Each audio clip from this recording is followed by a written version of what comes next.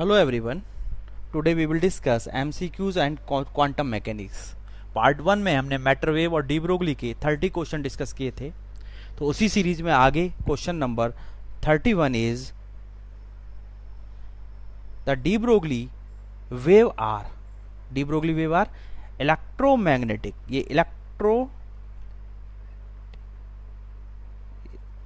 Electromagnetic wave, longitudinal wave, wave of probability और plane polarise wave. तो electromagnetic wave नहीं होती, लॉन्गिट्यूडनल वेव भी नहीं होती, प्लेन पोलराइज वेव भी नहीं होती। सारी प्रॉपर्टी किसकी है? इलेक्ट्रोमैग्नेटिक वेव की है। तो wave of probability, matter wave में हम क्या कैलकुलेट करते हैं? प्रोबेबिलिटी कैलकुलेट करते हैं। हमने श्रोडिंगर इक्वेशन डिस्कस की, उसके बाद one dimension box, normalised wave function discuss किया। जो मैटर वेव को रिप्रेजेंट करता है उसको हम बोलते हैं वेव फंक्शन साई, और Sai star is the probability of finding the particle. ठीक है, तो waves of probability, D Broglie wave या डी ब्रोगली वेव को क्या बोलते हैं? Matter wave. मैटर वेव किसने दी? डी ब्रोगली ने दी, इसलिए उसे बोलते हैं डी ब्रोगली वेव। तो de Broglie wave is the wave of probability. Clear है भाई? नेक्स्ट क्वेश्चन है हमारा, if the momentum of a particle is increase to 4 times then de Broglie wavelength will be. तो वो कह रहा है कि अगर मोमेंटम आपका p प्राइम 4 times हो जाए तो डी ब्रोगली वेवलेंथ कितनी होगी? Lambda equal to H upon P. तो lambda prime equal to H upon P prime, और एच अपॉन पी प्राइम कितनी कह रहा है? 4p, और एच अपॉन पी किसके बराबर हो गया? लैम्डा अपॉन 4, और 1 अपॉन 4 इज 0.25 ऑफ लैम्डा। तो कितने टाइम्स हो गया? 0.25 टाइम्स। तो option D is the right option. Next question है हमारा, the wavelength of matter wave is independent of which। हमने पहले भी डिस्कस किया था कि मास पे भी डिपेंड करती है, वेलोसिटी पे डिपेंड करती है, मोमेंटम पे भी डिपेंड करती है। किससे इंडिपेंडेंट होती है? इंडिपेंडेंट ऑफ चार्ज होती है। Option B is the right option. Next question है हमारा, which of the following is called as non mechanical wave. किसको हम नॉन मैकेनिकल वेव बोलते हैं? तो मैटर वेव को ही हम क्या बोलते हैं? नॉन मैकेनिकल वेव बोलते हैं। तो option D is the right option. तो मैकेनिकल वेव वो वेव होती हैं जिन्हें चलने के लिए किसकी जरूरत होती है? मीडियम की, वाटर वेव। ठीक है, और जो मैटर वेव क्या होती है? मैटर वेव वो वेव होती है जो किसी भी पार्टिकल की क्या रखती हैं? इंफॉर्मेशन रखती हैं, उन्हीं को हम डी ब्रोगली वेव बोलते हैं। तो नॉन मैकेनिकल वेव कौन सी होगी? Matter wave. तो नेक्स्ट क्वेश्चन है हमारा, G P Thomson experiment confirm. G P Thomson experiment भी किसके लिए आया था? Wave nature of particle, that is electron. B is the right option. इसने भी किसको एक्सप्लेन किया था? Wave nature of electron. तो option B is the right option, J Thomson experiment. ठीक है भाई। Next question, calculate the de Broglie wavelength of an electron which has been accelerated from rest on application potential of 400 volt. तो ठीक है, हमें पता है इलेक्ट्रॉन की बात है, तो इलेक्ट्रॉन के लिए कितना होता है? 12.247 अपॉन रूट बी, और v कितना गिवन है क्वेश्चन में? 400। तो 12.247 upon root 400 equal to 12.247 upon 20। ठीक है भाई, और 20 से डिवाइड करने के बाद यहां पर लैम्डा ई आपकी कितनी आ जाएगी? लैम्डा ई आ जाएगी आपकी 0.6135 एंगस्ट्रॉम। तो option C is the right option. Next question है आपका, the de Broglie wave of an alpha particle in motion is given by. तो अल्फा पार्टिकल के लिए डी ब्रोगली वेवलेंथ कितनी होगी? हमें पता है लैम्डा इक्वल टू कितना होता है? H upon root charge particle के 2m क्यूबी। क्लियर है? ठीक है, तो h equal to root m कितना होता है? इसका मास कितना होता है? तो मास कितना हो जाता है? 4 times मास ऑफ प्रोटॉन। लेकिन यहां पर तो इसने क्या दिया है? मास तो अभी अल्फा का दिया, मास प्रोटॉन का भी दिया है इसने। ठीक है, चार्ज ई दिया है। क्लियर है भाई? तो हम पहले अल्फा का मास ई रहने देते हैं, तो 2 कर देते हैं, मास को मास ऑफ अल्फा, क्यू को Q of alpha into B equal to H upon root. हमें पता है कि अल्फा का जो मास है वो 4 टाइम्स होता है मास ऑफ प्रोटॉन, और चार्ज ऑफ अल्फा वो 2e होता है। तो पहले हम मास को ऐसे ही रहने दें, क्योंकि मास भी अल्फा के रूप में आया हुआ है, तो हमने मास को ऐसे रहने देगा 2m alpha into Q E को 2e रख दिया इंटू बी। तो कितना हो गया h अपॉन रूट 2 टू ज़ा 4m alpha E B.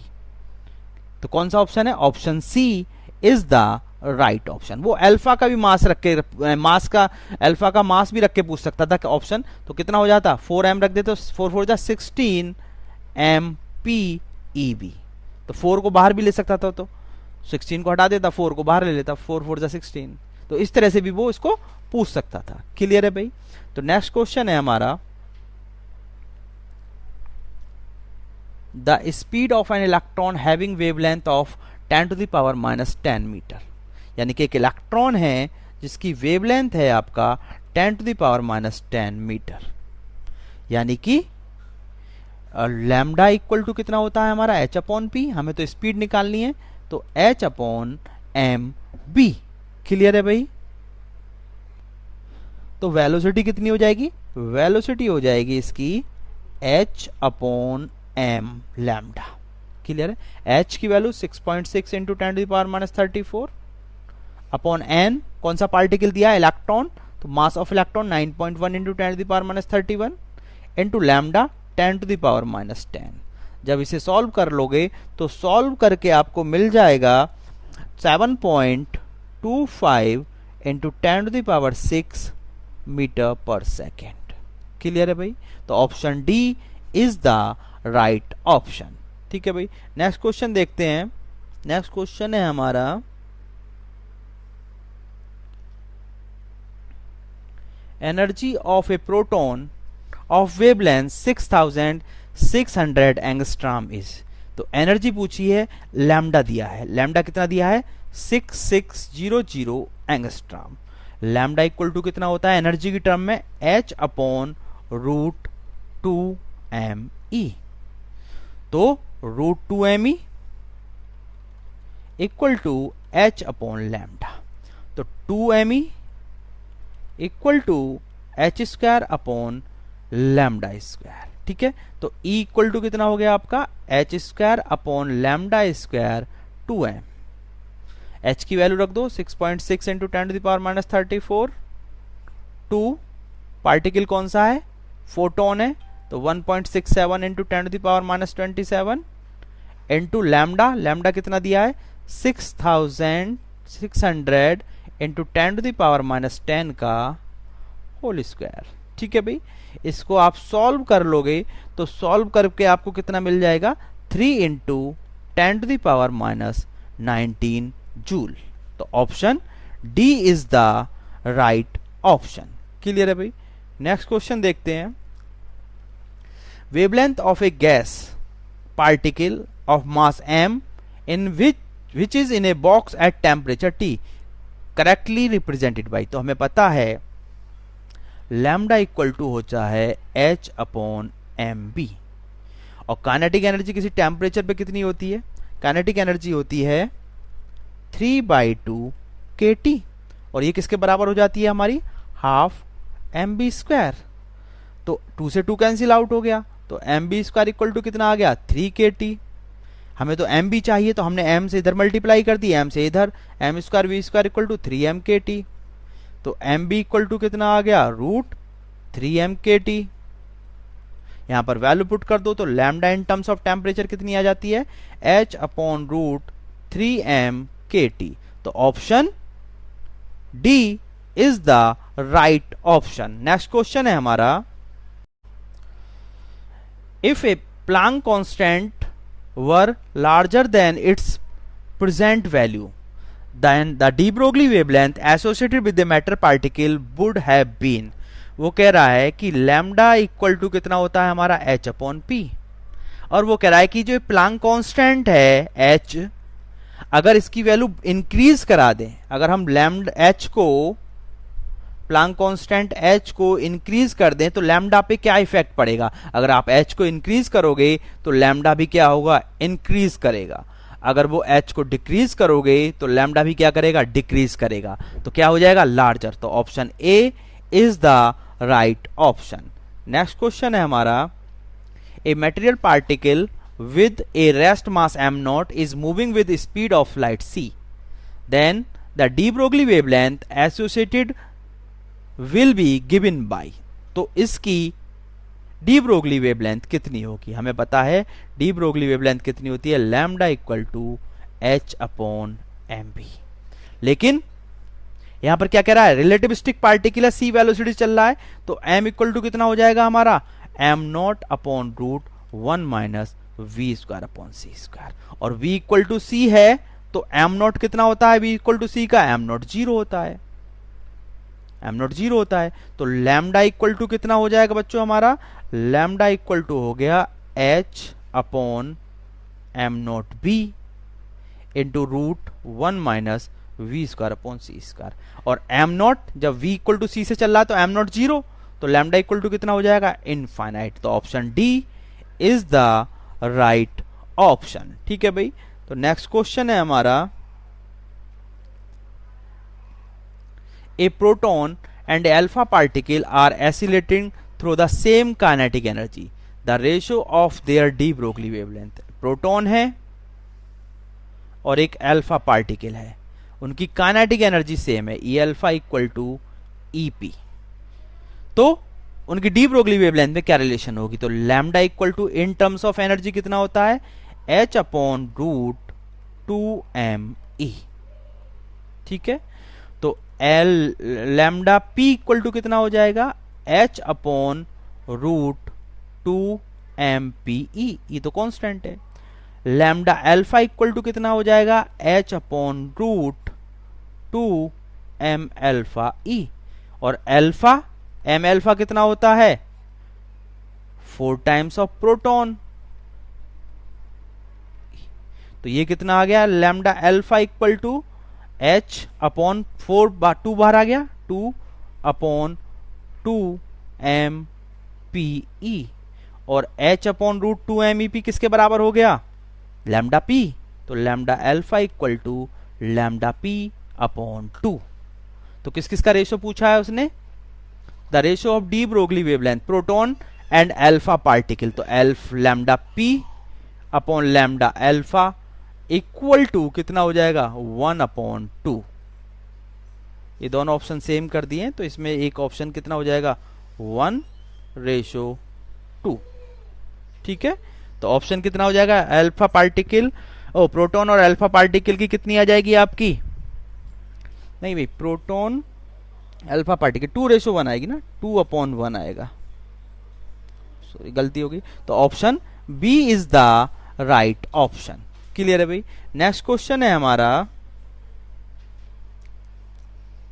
A proton and a neutron has same momentum, then the ratio of de Broglie wavelength associated with the proton and neutron. ठीक है भाई, अच्छा question है। वो कह रहा है कि सेम मोमेंटम है, लैम्डा मोमेंटम में momentum of proton equal to momentum of neutron. हमें पता है कि अगर मोमेंटम सेम है तो उनकी वेवलेंथ भी क्या आएगी? सेम आएगी, यानी कि wavelength of proton equal to wavelength of neutron. तो दोनों में रेशियो कितना हो जाएगा आपका? Lambda P up ratio lambda N is equal to 1:1। तो दोनों का रेशियो 1:1 आएगा। तो option A is the right option. Clear है भाई। नेक्स्ट क्वेश्चन है हमारा, which of the following pairs of phenomena illustrate the particle aspect of wave particle duality. ठीक है। तो कौन कौन से ऐसे फिनोमिना हैं जो इलिस्ट्रेट द पार्टिकल नेचर को, जो वेव पार्टिकल ड्युअलिटी में हम जिनसे पार्टिकल नेचर को डिफाइन करते हैं। Particle aspect of wave nature, wave particle duality, यानी कि ड्युअलिटी में से जो पार्टिकल नेचर को एक्सप्लेन करते हैं। तो कॉम्पटन इफेक्ट, हाँ जी कॉम्पटन इफेक्ट पार्टिकल को, ब्रैग्स लॉ वेव नेचर को, फोटो इलेक्ट्रिक इफेक्ट, पार्टिकल को कॉम्पटन इफेक्ट, पार्टिकल को, तो ऑप्शन बी सही है। कॉम्पटन इफेक्ट, पार्टिकल को पॉली प्रिंसिपल, वेव नेचर को ब्रैग्स लॉ, वेव नेचर को फोर्डी, तो ऑप्शन बी। ऑप्शन बी में दोनों ही जो है फोटो इलेक्ट्रिक इफेक्ट और Compton effect wave particle duality की पार्टिकल नेचर को एक्सप्लेन करते हैं। क्लियर है भाई। नेक्स्ट क्वेश्चन है हमारा, electrons behave as a wave because they can be deflected by an electric field, can be deflected by a crystal, can be deflected by a magnetic field, are negatively charge. तो कौन सा reason है? क्योंकि deviation और German ने क्या proof किया था कि जब इलेक्ट्रॉन क्रिस्टल से टकराते हैं तो वो डिफरेंट डायरेक्शन में क्या होते हैं? डिफ्रैक्टेड। इसी कारण से वो वेव नेचर को शो करते हैं। तो can be diffracted by a crystal, तो option B is the right option. ठीक है भाई। In the Davisson and Germer experiment with electron the hump is most prominent when the oscillating voltage. तो हमें पता है कि जब डेविएशन जर्मन जब ग्राफ प्लॉट किए थे तो कुछ इस तरह के ग्राफ आए थे। तो जो मोस्ट प्रोमिनेंट बम्प मिला था वो हमें जो मिला था वो B = 54 वोल्ट और इस एंगल जो था वो था आपका 50। तो option B is the right option. तो ये ऑल अबाउट था, आपके कुछ क्वेश्चन थे जो बेस्ड थे आपके मैटर वेव और डी ब्रोगली वेवलेंथ पर। ठीक है भाई। नेक्स्ट पार्ट में हम इसके कुछ रिमेनिंग क्वेश्चन डिस्कस करेंगे। Thank you.